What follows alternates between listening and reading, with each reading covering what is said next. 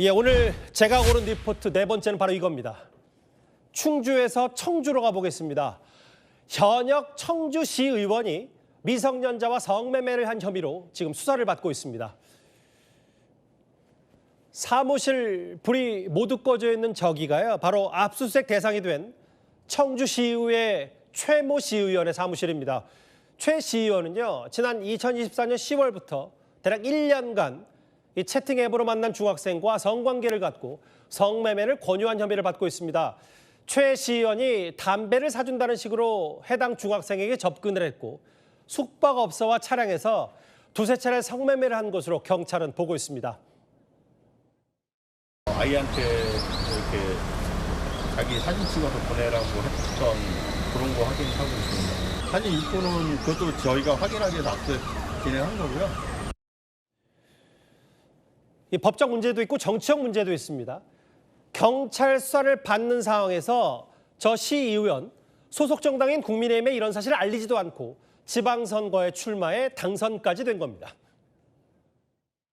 행정안전위원회를 가장 빛나는 위원회로 만들 수 있도록 정말 많이 노력을 하겠습니다. 지금 제가 여기서 나이 수는 막내인 것 같은데요. 지도 편달 잘 부탁드리고요. 열심히 하는 모습 보여드리겠습니다. 이미 선거 전인 지난 5월에 경찰 조사를 받은 최 시의원은 본인의 직업을 회사원으로 진술한 걸로 알려졌습니다. 청주시의회는 해당 사안을 엄중하게 받아들인다며 공식 사과했고 소속 정당인 국민의힘은 최 시의원의 제명을 의결했습니다. 청주시의 한 현직 시의원이 여중생 성매매 혐의로 수사기관의 강제 수사를 받고 있습니다. 청주시의 최모 시의원, 2024년 10월에서 지난해 5월까지 채팅 앱에서 만난 여중생과 세 차례에 걸쳐서 성매매를 했다는 의혹이 제기됐습니다. 금품을 지불했다라는 거고요. 거기에 더해져서 별개로 그것과 나체 사진, 동영상 전송 요구 등 성착취물 제작 혐의도 받고 있습니다. 어제 미성년자 성매매 혐의로 집무실 주거지 등의 압수수색을 받았습니다. 김광선 변호사님, 이게 뭐 어떤 의혹입니까? 현직 시의원이에요? 원래 저 범죄 행위를 할 때는 이제 현직 시의원이 아니었어요. 35 정도 된다고 하는데 이제 애플리케이션이 있는데 이제 그 앱을 통해 가지고 아마 13세 여중생하고 이제 앱을 하다가 이제 돈을 주고 이제 성매매를 한 거고 또 성매매뿐만 아니라 이제 영상을 통해서 뭐 나체 사진 뭐 그런 것들을 요구했던 모양입니다.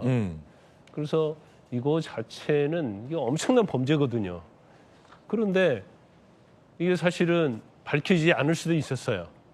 그런데 피해자 그 미성년자 부모가 이 여중생의 휴대폰을 보다가 거기 나치 사진, 뭐 누드 사진 이런 걸 본 거죠.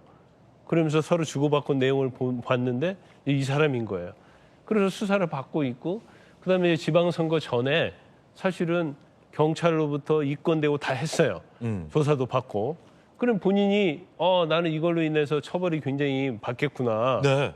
이걸 알고 있었음에도 불구하고 공천 신청한 거 그대로 간 거죠. 가서 공천을 받은 거예요. 받고 또 당선이 됐습니다. 근데 저 범죄 자체는 어마어마한 범죄예요. 지금 제가 볼 때 형량을 적어도 뭐 3년에서 5년은 받을 거예요. 근데 본인은 뭐라고 얘기하냐면 미성년자인지 몰랐다. 아, 그렇군요. 첫 번째 미성년자인지 몰랐다고 쳐봐요. 성매매 하면 안 되잖아요.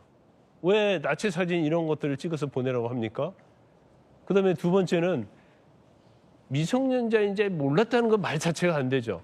여중생 13세인데 아무리 화장을 하고 옷을 성년처럼 입는다 하더라도 이거 모를 리가 없거든요.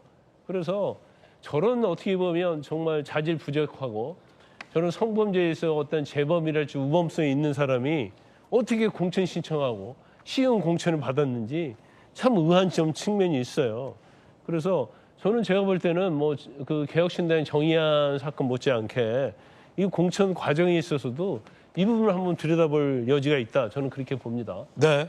자, 경찰의 얘기 한번 들어보시죠. 미성년자 의제 강간 혐의하고요. 아이한테 이렇게 자기 사진 찍어서 보내라고 했던 그런 거 확인하고 있습니다. 사진 입고는 그것도 저희가 확인하기 위해서 압수 진행한 거고요. 그래서 범행 그런 동기나 과정 같은 경우는 저희가 압수를 해서 정확하게 확인을 해봐야 됩니다. 문제는 성매매 수사를 받으면서 그대로 출마를 했다라는 겁니다. 정의한 전 개혁신당 부산시장 후보도 그랬죠. 자, 경찰 수사 착수했고 면접 보고 공천 확정받고 경찰 추석 조사 받고 당선됐다. 이건 안 되죠. 이러면 안 되죠. 이러면 안 되죠. 국민의힘 공천 심사 중 범죄 경력 증문서엔 확정된 범죄만 나온다. 본인이 먼저 밝히지 않는 한 수사 중인 사안 알 방법이 없다. 경찰 선거 전 경찰 조사 당시 본인의 신분을 회사원으로 밝혔다. 시의원 당선 사실도 최근에 확인했다. 경찰에게도 신분을 밝히지 않은 겁니다.